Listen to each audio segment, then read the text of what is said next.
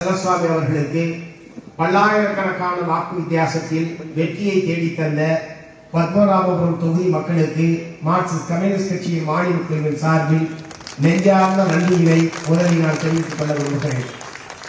அவருடைய வெற்றிக்காக பாடுபட்ட மதச்சார்பற்ற முற்போக்கு கூட்டணியினுடைய தலைவர்கள், திராவிட முன்னேற்ற கழகத்தினுடைய தலைவர்கள் உட்பட மதச்சார்பற்ற முற்போக்கு கூட்டணியுடைய தலைவர்களுக்கும் ஆதரவளித்த நண்பர்களுக்கும் இந்த நேரத்திலே நன்றியை தெரிவித்துக் கொள்ள விரும்புகிறேன்.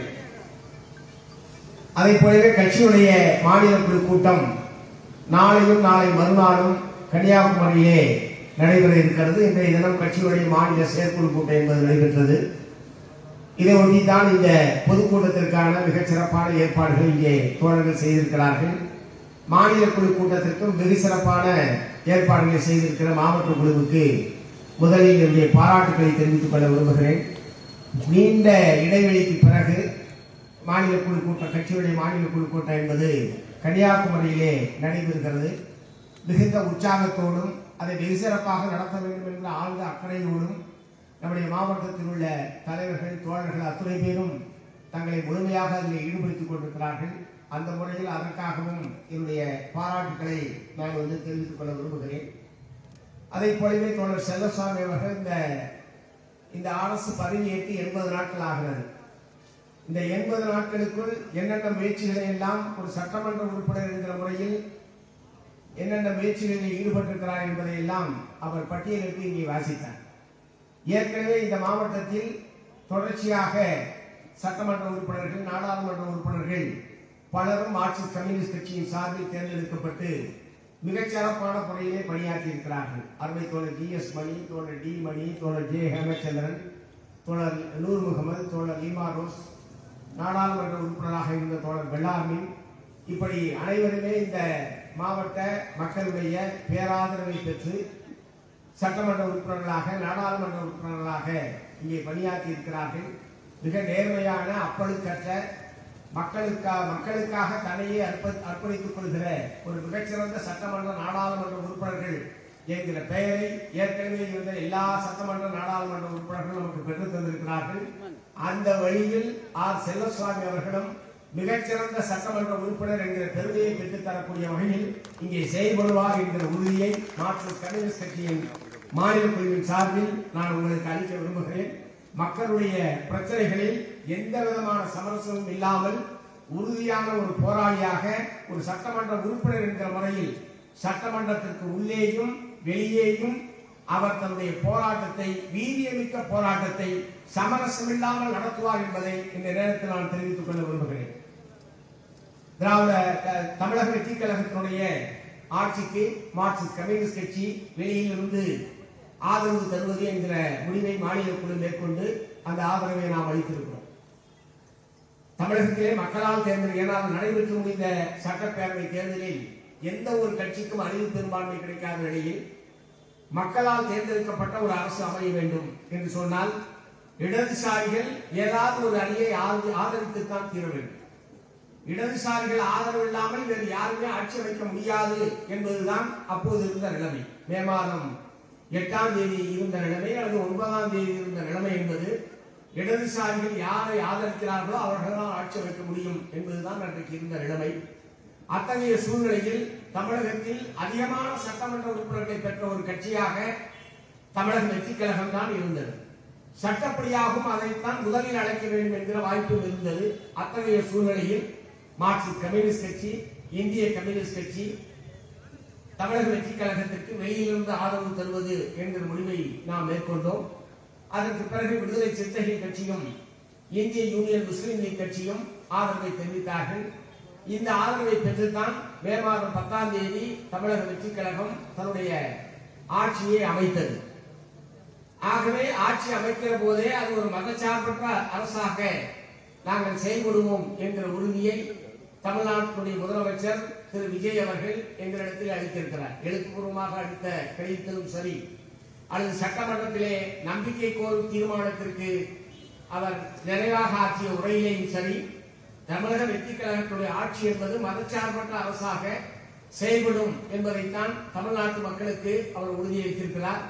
இடதுசாரி கட்சிகளிடத்திலே கொடுத்த கடிதத்திலும் அப்படித்தான் அவர் தெரிவித்திருக்கிறார். ஆகவே அந்த கொள்கையில் அவர்கள் உறுதியாக இருந்து செயல்பட வேண்டும். அதிலே ஏனென்றால் ஒன்றியத்திலே பிஜேபி ஆட்சியில் தொடரக்கூடிய நிலையில் பல்வேறு சந்தர்ப்பங்களில் வகுப்புவாத நடவடிக்கையில் அவர்கள் ஈடுபட்டுக் கொண்டிருக்கிறார்கள். மதச்சார்பின்மைக்கு எப்போது வேண்டுமானாலும் ஆபத்து வரலாம் என்பதுதான் நாடு முழுவதும் இருக்கக்கூடிய நிலைமை. இத்தகைய சூழ்நிலையில் தமிழ்நாட்டில் ஆளக்கூடிய தமிழக வெற்றிக் கழகம் இந்த கொள்கையில் உறுதியான நிலைப்பாட்டில் செயல்பாட்டிலும் நிலைப்பாட்டிலும் அது உறுதியாக இருக்க வேண்டும் என்பதை இந்த நேரத்திலே நான் தெரிவித்துக் கொள்ள விரும்புகிறேன். இப்போது 2-3 முக்கியமான பிரச்சனைகள் என்பது வந்திருக்கிறது. ஒன்று, இன்றைய தினம் திராவிடர் கழகத்தின் சார்பில் தமிழ்நாடு முழுவதும் நீட் தேர்வுக்கு எதிராகவும் பொருளாதார ரீதியாக இடஒதுக்கீடு என்பதற்கு எதிராகவும் ஒரு பிரச்சார பயணத்தை அவர்கள் மேற்கொள்வதாக தமிழ்நாடு முழுவதும் மேற்கொள்வதாக ஏற்கனவே அறிவித்து முறையாக காவல்துறைக்கும் அனுமதி கேட்டு கடிதங்கள் எல்லாம் கொடுத்ததற்கு பிறகு நேற்றைய தினம் நள்ளிரவில் தமிழ்நாடு முழுவதும் அனுமதி மறுக்கப்பட்டு இன்றைக்கு காலையில் துவங்கியிருந்த இடத்திலெல்லாம் காவல்துறையை குறித்து அந்த பரப்புரை பயணத்திற்கு தடை என்பது விதிக்கப்பட்டிருக்கிறது.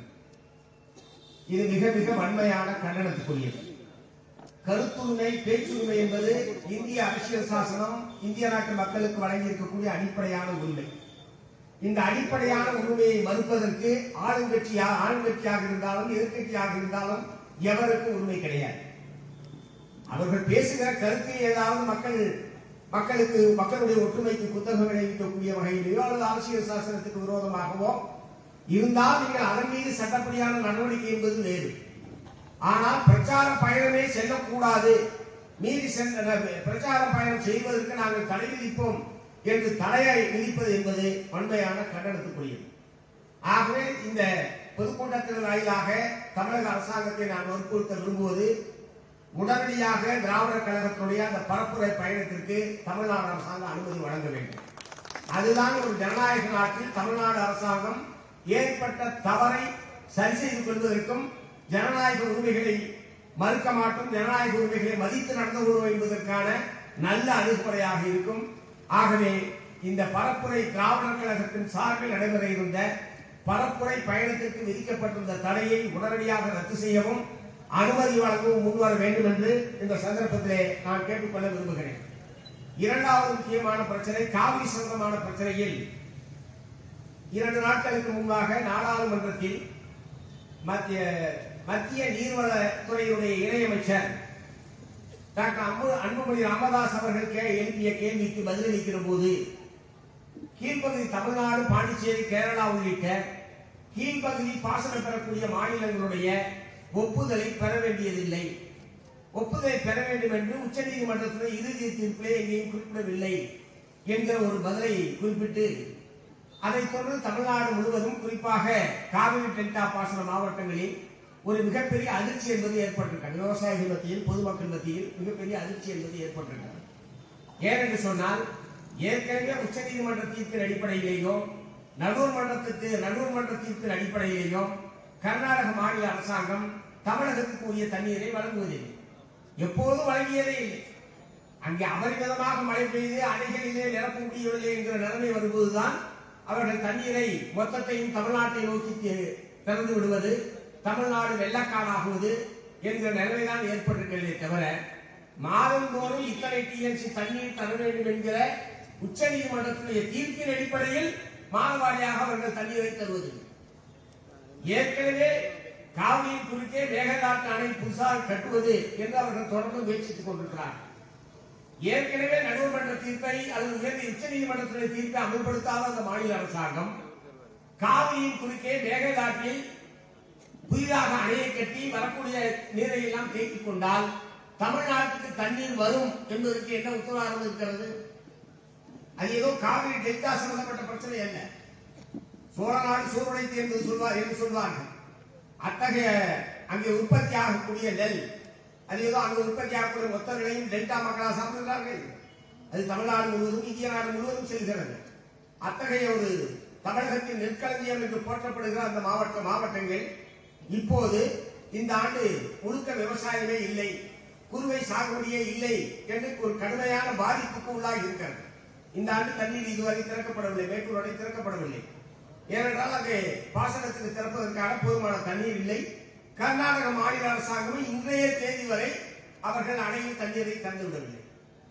இன்றைய தினம் காவிரி மேலாண்மை ஆணைய கூட்டம் நடைபெற்று 3500 கியூசெக்ஸ் தண்ணீரை அடுத்த 15 நாட்களுக்கு திறந்துவிட வேண்டும் என்கிற உத்தரவை காவிரி மேலாண்மை ஆணையம் வெளியிட்டிருக்கிறது. ஆனால் கர்நாடகத்தின் சார்பில் கலந்து கொண்ட அதிகாரிகள் அப்படி எங்களால் தண்ணீர் திறக்க முடியாது என்று அங்கேயே மறுத்திருக்கிறார்கள். காவிரி அவர்களுடைய கருத்து என்னவென்றால், காவிரி என்பது கர்நாடகத்துக்கு சொந்தமானது என்கிற கருத்து தளத்திலேயே இவர்கள் பிரச்சனையை அணுகிறார்கள். காவிரி என்பது கர்நாடகத்துக்கு சொந்தமானது கிடையாது, அது பன்மாநில நதி. அவர்களுக்கு தாமிரபரணி இருக்கு, தாமிரபரணி நம்ம மாநிலத்துக்கு சொந்தமான நதி, இங்கேயே உருவாகிறது, இங்கேயே கடலில் கலக்கிறது. அதுல வேற மாநிலங்கள் எதுவும் உரிமை கொண்டாடுகிற பிரச்சனை இல்லை. ஆனால் காவிரி என்பது அப்படிப்பட்டதல்ல. காவிரியிலே உற்பத்தி ஆகக்கூடிய தண்ணீர் என்பது கர்நாடகா, தமிழ்நாடு, கேரளா, பாண்டிச்சேரி இத்தனை மாநிலங்கள் சம்பந்தப்பட்ட ஒரு பன்மாநில உரிமைகள் படைத்த நதி அது. ஆகவே எல்லா 4 மாநிலங்களுக்கும் உரிமை படைத்த ஒரு நதியில் வரக்கூடிய தண்ணீரை நாங்கள் விரும்பினால் திறப்போம், இல்லை என்றால் இல்லை, நாங்கள் திறக்க மாட்டோம் என்ற ஒரு அணுகுமுறையை கர்நாடக மாநில அரசாங்கம் கடைபிடிப்பது என்பது கண்டனத்துக்குரியது. காவிரி மேலாண்மை ஆணையம் சொன்னாலும் கேட்க மாட்டேன், உச்ச நீதிமன்றம் சொன்னாலும் கேட்க மாட்டேன், நாங்கள் விரும்பினால்தான் திறப்போம் என்கிற ஒரு அணுகுமுறையை கர்நாடக மாநிலத்தில் யார் ஆட்சியில் இருந்தாலும், இப்போது காங்கிரஸ் இருக்கிறது, ஏற்கனவே பிஜேபி ஆட்சி பொறுப்பில் இருந்த காலத்திலும் இப்படித்தான் அவர்கள் நடந்து கொண்டார்கள். இத்தகைய சூழ்நிலையில் காவிரியின் குறுக்கே மேகதாட்டிலே புதிதாக அணை கட்டுவதற்கு தமிழ்நாடு உள்ளிட்ட மாநிலங்களுடைய அனுமதியை பெற வேண்டியதில்லை என்று பாராளுமன்றத்தில் மத்திய நீர்வளத்துறை அமைச்சர் இணையமைச்சர் தெரிவிக்கிறார் என்று சொன்னால் அதனுடைய விளைவுகள் என்ன? ஆக வரக்கூடிய கொஞ்ச நஞ்ச தண்ணீரை இனிமேல் தமிழ்நாட்டுக்கு வராது என்று அர்த்தம். இதனுடைய விளைவுகளை பற்றி அவர் கலைப்பட வேண்டுமா வேண்டாமா, தீர்ப்பிலே என்ன சொல்லியிருக்கிறார் இல்லைன்றது வேற விஷயம். நல்ல வேளை இன்றைய தினம் பாராளுமன்றத்தில் வேறொரு பாராளுமன்ற உறுப்பினர் எழுப்பிய கேள்விக்கு பதிலளிக்கிற போது காவிரி மேலாண்மை ஆணையத்தினுடைய உத்தரவு இல்லாமல் மேகதாட்டிலே புதிதாக அணையை கர்நாடக மாநில அரசாங்கம் கட்ட முடியாது என்கிற ஒரு தெளிவான பதிலை இன்றைக்கு தெரிவித்திருக்கிறார்கள். அன்று இன்றைக்கு இத்தகைய பதிலை தெரிவித்தது கூட தமிழ்நாட்டில் மார்க்சிஸ்ட் கம்யூனிஸ்ட் கட்சி உட்பட, இந்திய கம்யூனிஸ்ட் கட்சி, திராவிட முன்னேற்ற கழகம் உட்பட அனைத்து கட்சிகளும் தங்களுடைய கடுமையான எதிர்ப்பை தெரிவித்ததுடைய விளைவாகத்தான் இன்றைக்கு மத்திய அரசாங்கம் தன்னுடைய நிலைப்பாட்டை மாற்றிக் கொண்டிருக்கிறது. எப்போதுமே சர்வதேச அளவில் கூட மேல் பகுதி பாசனம் பெறக்கூடிய மாநிலங்கள் கீழ்ப்பகுதி பாசனம் பெறக்கூடிய மாநிலங்களுக்கு பாதிப்பு ஏற்படுத்தாத வகையில் தான் அவர்கள் நீரை பயன்படுத்த முடியுமே தவிர, அதுதான் சர்வதேச அளவில் ஏற்றுக்கொள்ளப்பட்டிருக்கிற விதி. இதையெல்லாம் தெரியாதவர் எப்படி மத்திய நீர்வளத்துறை அமைச்சராக இருக்கிறார் என்று தெரியவில்லை. இப்படிப்பட்ட நிலைமை போய்கொண்டிருக்கிற போது இப்போது நம்முடைய தமிழ்நாட்டுடைய முதலமைச்சர் அவர்கள் வரக்கூடிய 3ஆம் தேதி கர்நாடகாவுக்கு சென்று கர்நாடகத்தினுடைய முதலமைச்சரை சந்திக்க இருப்பதாக இன்றைக்கு உறுதியான தகவல்கள் என்பது வெளிவந்திருக்காங்க. இப்ப நான் என்ன கேட்க விரும்புறேன், இப்ப அங்க போய் என்ன செய்ய போறீங்க? தண்ணியை திருப்பி வர போறீங்களா? அவர் தண்ணி 3500 கியூசெக்ஸ் கூட தர முடியாது என்று இன்றைக்கு மேலாண்மை ஆணையத்தில் நேரடியாக தெரிவித்துள்ளார். உங்களால் தண்ணி வாங்கி வர முடியாது, அணை கட்ட வேண்டும் என்பது அவர்களுடைய கோரிக்கை. அதன் மீது அணை கட்ட அனுமதிக்க கூடாது என்று ஏற்கனவே தமிழ்நாடு சட்டப்பேரவையில் ஒரு விரிவான தீர்மானம் என்பது நிறைவேற்றப்பட்டு மத்திய அரசுக்கு அனுப்பப்பட்டிருக்கிறது. அதை போய் திரும்ப நீங்க போய் அணை கட்ட நாங்க அனுமதிக்க மாட்டோம்னு சொல்ற பிரச்சனை இல்லை, தண்ணியை கேட்டு வாங்குற பிரச்சனை இல்லை, அணை கட்டத்துக்கு அனுமதிக்க மாட்டோம்னு நேரடியாக போய் சொல்ற பிரச்சனை இல்லை. ஏனென்றால் ஏற்கனவே தமிழ்நாடு சட்டப்பேரவையில் தீர்மானம் நிறைவேற்ற அனுப்பப்பட்டிருக்கிறது. இத்தகைய சூழ்நிலையில் எதற்காக இப்போது கர்நாடகாவுக்கு நம்முடைய முதலமைச்சர் செல்ல வேண்டும் என்கிற கேள்வியை நான் எழுப்ப விரும்புகிறேன். அந்த பயணத்தை அவர் மறுபரிசீலனை செய்ய வேண்டும் என்று மார்க்சிஸ்ட் கம்யூனிஸ்ட் கட்சியின் சார்பில் கேட்டுக்கொள்கிறேன். அப்படி செல்வதனால் நீங்கள் அங்கே சென்று எதையும் செய்ய முடியாது என்று சொன்னால் அது என்ன மாதிரியான உணர்வுகளை தமிழ்நாட்டு விவசாயிகள் மத்தியில் ஏற்படுத்தும் என்பதை மாண்புமிகு முதலமைச்சர் அவர்கள் யோசிக்க வேண்டும். இது ஒரு தேவையற்ற ஒரு பயணம் என்பதை நான் இங்கே சொல்ல விரும்புகிறேன். இக்காரணம் கொண்டும் தமிழ்நாட்டுடைய அனுமதி கொடுக்கிற பிரச்சனையே இல்லை. அதுல தமிழ்நாடு அனுமதி கொடுத்தா அணையை கட்டினா தண்ணி வராது, டெல்டா மாவட்டம் பாலைவனமாகும். ஏனால் ஏற்கனவே அவர்கள் தண்ணீர் தருவதில்லை. இத்தகைய சூழ்நிலையில் தமிழ்நாடு முதலமைச்சர் தேவையற்ற ஒரு பயணத்தை அவர் மேற்கொள்கிறார் என்பதை நான் இங்கே தெரிவித்துக் கொள்ள விரும்புகிறேன். இரண்டாவது, சமீபத்தில் 2-3 நாட்களுக்கு முன்பாக அருகிலே இருக்கக்கூடிய திருநெல்வேலி இருக்கக்கூடிய மனோன்மணியம் சுந்தரனார் பல்கலைக்கழகத்தில் பட்டமளிப்பு விழா என்பது நடைபெற்றது. பட்டமளிப்பு விழா பல்கலைக்கழகத்தில் நடைபெறுகிறது. ஆனால் அன்றைய தினம் பல்கலைக்கழகத்துக்கு விடுமுறை. இப்படி எங்கேயாவது கேள்விப்பட்டீங்களா? நீங்க பல்கலைக்கழகத்தில் தான் விழா நடந்தது. மாணவர்களுக்கு பட்டம் அளிக்கக்கூடிய விழா. ஆனா பல்கலைக்கழகத்துக்கு விடுமுறை இருக்கும். ஏன்னா கவர்னர் எடுத்து மாணவர்கள் போராடுவாங்களாம். ஆகவே மாணவர்களிடமிருந்து கவர்னரை காப்பாற்றுவதற்கு நாங்கள் பல்கலைக்கழகத்தில் விடுமுறை விட்டுவிட்டு பட்டம் வாங்கக்கூடிய சில 100 மாணவர்களை மட்டும் வைத்து அந்த விழாவை நடத்துவது என்று அவர்கள் முன்வைக்கிறார். இத்தகைய அவர் நிகழ்ச்சிகள் சம்பந்தமாக ஆளுநர் கலந்து கொள்ளக்கூடிய அந்த நிகழ்ச்சிகள் என்ன என்பதை அந்த பல்கலைக்கழகத்துடைய துணைவேந்தர் 2 நாட்களுக்கு முன்பாகவே அறிவித்தார். நிகழ்ச்சிக்கு 2 நாட்களுக்கு முன்பாகவே அறிவித்தார். அதிலே அவர் சொன்னது ரொம்ப சிரிச்சுக்கிட்டே தான் சொல்றாரு துணைவேந்தர். முதல்ல வந்தே மாதரம், இரண்டாவது தேசிய கீதம், மூன்றாவதாகத்தான் தமிழ் தாய் வாழ்த்து பாடப்பட வேண்டும் என்று ஆளுநர் மாளிகையிலிருந்து உத்தரவு வந்திருக்கிறது. அதன்படிதான் நான் விழாவை நடத்தியாகணும். இந்தபடி நான் நடத்துறேன்னா என் மேல நடவடிக்கை எடுத்துருவாங்க. அதனால நான் வேற வழி இல்லை. ஆகவே நான் இப்படிதான் விழாவை நடத்தணும். அப்புறம் மார்க்சிஸ்ட் கம்யூனிஸ்ட் கட்சி உட்பட பல கட்சியை சார்ந்தவர்களும் இது சரியில்லை, தமிழ்நாட்டில் நடக்கக்கூடிய அரசு நிகழ்ச்சி என்கிற முறையில் இரண்டாவது மனோன்மணியம் சுந்தரம்பிள்ளை அவர்கள் தான் நீராறும் கடலுடுத்த என்கிற தமிழ்தாய் வாழ்த்து பாடலை இயற்றியவரே அவர்தான். அவருடைய பெயரால் செயல்படக்கூடிய பல்கலைக்கழகத்திலேயே அந்த பாடலுக்கு முதலிடம் இல்லை என்பது எவ்வளவு அவமானகரமான ஒரு விஷயம். ஆகவே தமிழ்தாய் வாழ்த்து முதலில் பாடப்பட வேண்டும், அதற்குரிய ஏற்பாடுகளை தமிழ்நாடு அரசாங்கம் செய்ய வேண்டும். இல்லை என்று சொன்னால் அந்த விழாவை தமிழ்நாடு அரசாங்கம் புறக்கணிக்க வேண்டும். முடிந்தால் விழாவையே தமிழ்நாடு அரசு ரத்து செய்ய வேண்டும் என்று மார்க்சிஸ்ட் கம்யூனிஸ்ட் கட்சியின் சார்பில் கோரிக்கையை எழுப்பினோம். ஆனால் விழா நடந்துவிட்டது. தமிழ்நாடு அரசின் சார்பில் யாரும் பங்கேற்கவில்லை. நல்ல விஷயம். உயர்கல்வித்துறை அமைச்சர் பங்கேற்கவில்லை. மக்களால் தேர்ந்தெடுக்கப்பட்ட பிரதிநிதிகள், எம்பி, எம்எல்ஏக்கள் யாரும் பங்கேற்கவில்லை. அது நல்ல விஷயம். ஆனால் மூன்றாவது இடத்திலே தான் தமிழ்தாய் வாழ்த்து என்பது பாடப்பட்டது. இது போன்ற பிரச்சனைகளில் கூட தமிழ்நாடு அரசு தன்னுடைய நிலைப்பாடு என்ன என்பதை வெளிப்படையாக இன்றைய தேதி வரை சொல்லவில்லை. உயர்கல்வித்துறை அமைச்சர் அதில் கலந்து கொள்ளாத காரணத்தினால் தமிழ்நாடு அரசு அதை எதிர்ப்பு தெரிவிக்கிறது என்ற முறையில் நாம் புரிந்து கொள்வதுமே தவிர தமிழ்நாடு முதலமைச்சரோ தமிழ்நாடு அரசின் சார்பிலேயோ வெளிப்படையாக இதை நாங்கள் ஏற்கவில்லை. சில அமைச்சர்கள் அங்க போகும்போது சில பேட்டிகள் சொல்லியிருக்காங்க. பட் இது போன்ற பிரச்சனைகளில் வாயை திறந்து பேச வேண்டியவர் அல்லது அறிக்கை வாயிலாக வெளிப்படுத்த வேண்டியவர் முதலமைச்சருடைய அலுவலகம் அல்லது செய்தித்துறை, தமிழ்நாடு அரசாங்கத்துடைய செய்தித்துறை வாரியாக அறிக்கை என்பது வெளியிட வேண்டும். இன்றைக்கு வரைக்கும் அவர்கள் இது சம்பந்தமாக அவருடைய நிலைப்பாடு என்ன என்பதை தெரிவிக்கவில்லை. இந்த பிரச்சனை என்பது இந்த ஆட்சி முதலில் அவர்கள் மே மாதம் 10ஆம் தேதி பதவியேற்ற போது இதேதான் நடந்தது. முதலில் வந்தே மாதரம், அதற்கு பிறகு தேசிய கீதம், அதற்கு அடுத்து தமிழ் தாய் வாழ்த்து என்பது, அதற்கு பிறகு இரண்டாவது அமைச்சரவை விரிவாக்கம் என்பது நடைபெற்றது. அப்போதும் இதேதான் நடந்தது. எங்களை போன்றவர்கள் கேட்டபோது என்ன விளக்கம் சொன்னார்கள் என்று சொன்னால், ஆளுநர், குடியரசுத் தலைவர், குடியரசு துணைத் தலைவர்கள் எல்லாம் கலந்து கொள்ளக்கூடிய நிகழ்ச்சிகளில் முதலில் வந்தே மாதரம் பாடப்பட வேண்டும் என்று மத்திய அரசாங்கம் தன்னுடைய சுற்றறிக்கையை தெரிவித்திருக்கிறது. அதனால் வேறு வழி இல்லை, அவர்தான் பதவி பிரமாணம் செய்து வைக்க வேண்டும், ஆகவே வேறு வழி இல்லை என்ற முறையில் சொன்னார். இதற்கு பிறகாவது நீங்கள் அரசு நிகழ்ச்சிகளில் தமிழ் தாய் வாழ்த்து முதலில், அதற்கு அடுத்து தேசிய கீதம், அதற்கடுத்து வந்தே மாதரம் பாடப்படுவதை நாம் ஏற்கவில்லை. ஏனென்று சொன்னால் அதில் முழு பாடலையும் பாட வேண்டும் என்று இன்றைய தினம் பாராளுமன்றத்தில் ஒரு சட்டத்தை ஏற்றிவிட்டார்கள். இன்றைய தினம் பாராளுமன்றத்தில் வந்தே மாதரம் பாடலை முழுமையாக, அது அரசியல் சாசனத்துக்கு விரோதமானது, மதச்சார்பின்மைக்கு எதிரானது, இந்திய நாட்டினுடைய ஒருமைப்பாட்டுக்கு விரோதமான பல பொருள்களையும் கருத்துக்களையும் வெளிப்படுத்தக்கூடிய பல பாராக்கள் என்பது அந்த வந்தே மாதரம் பாடலே இருக்கிறது. ஆகவே அந்த பாடல் முழுமையாக பாடப்படுவதை மார்க்சிஸ்ட் கம்யூனிஸ்ட் கட்சி ஏற்கவில்லை. ஆனால் இன்றைக்கு பாராளுமன்றத்தில் சட்டத்தை ஏற்றிவிட்டார்கள்.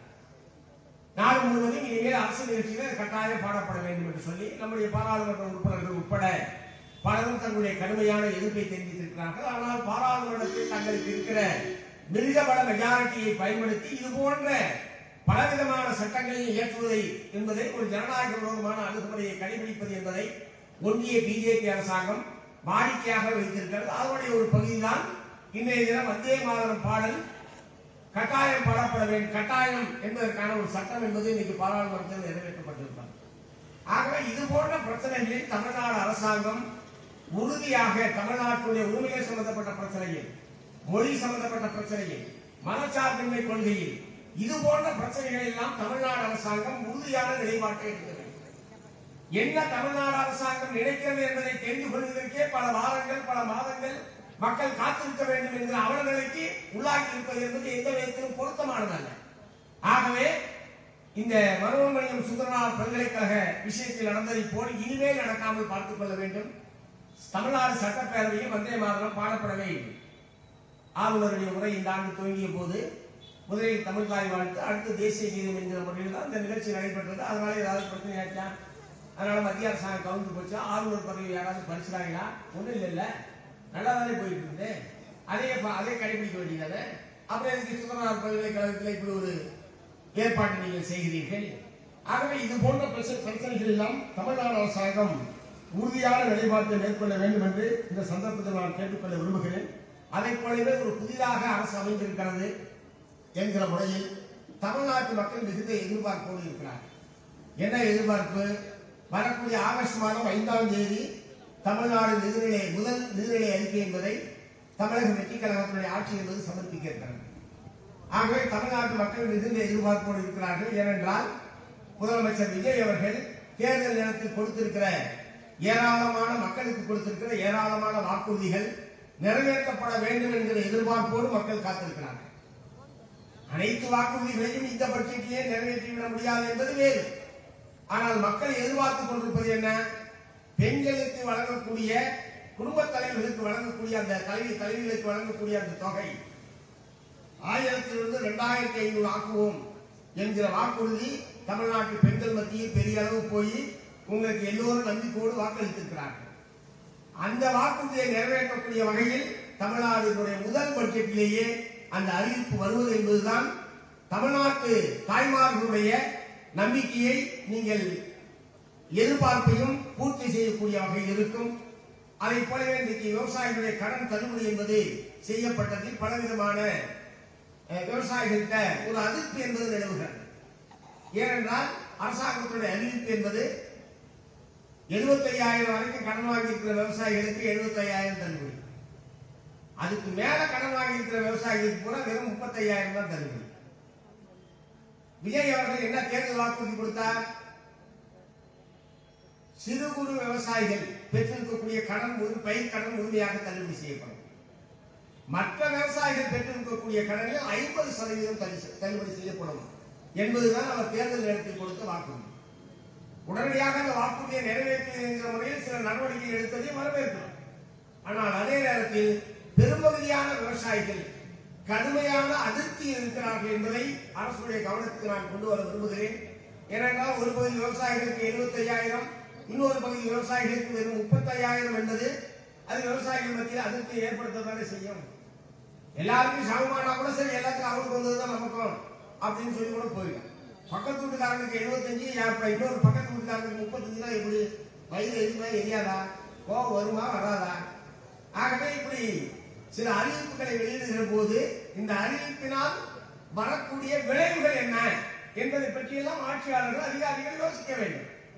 தானெடுத்த முன்பாக எதையாவது ஒரு அறிவிப்பு வெளியிடுவது என்கிற முறையிலெல்லாம் நீங்கள் வெளியிடுவது என்பது நீங்களே அதிருப்தியை சம்பாதித்துக் கொள்வதற்கு தான் பயன்படும்.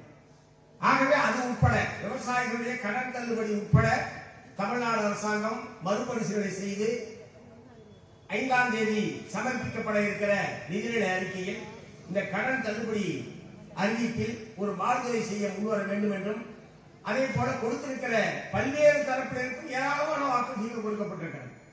பட் என்னன்னா புத்தகமா அடிச்சு உள்ளன்னு நினைக்கிறேன். இல்ல, அவங்க புத்தகமா அடிச்சு உள்ள திமுக புத்தகமா அடிச்சு கொடுத்து மாட்டிடுச்சு. போன முறை திமுக புத்தகத்தை மல்டி சேனல் அடிச்சு கொடுத்து நீங்க எல்லா ஊருடைய ஏராளத்தையும் அதை செய்ய வச்சிருக்காங்க. அதனால அவங்க மாட்டிக்கிட்டாங்க. இவங்க அச்சடிச்சு கொடுக்கல, எல்லாம் டிஜிட்டல் மயம். அதனால டிஜிட்டல்ல தான் இருக்கு. நீங்க டிஜிட்டல்ல போய் தான் அதெல்லாம் எடுத்து பார்க்கணும். இப்ப எல்லாம் பசங்க எல்லாருமே கையில டிஜிட்டல் கூட தான் தெரியுறாங்க. அதனால அது ஒண்ணு கண்டுபிடிக்கிறதோ தெரிஞ்சுக்கிறதோ பெரிய விஷயம் அல்ல. ஆகவே மக்களுக்கு கொடுத்த வாக்குறுதியை நிறைவேற்றுவதற்கு ஆக்கப்பூர்வமான முயற்சிகளை இந்த அரசாங்கம் மேற்கொள்ள வேண்டும் என்பதையும் வற்புறுத்தி நிறைவு செய்கிறேன். நன்றி, வணக்கம்.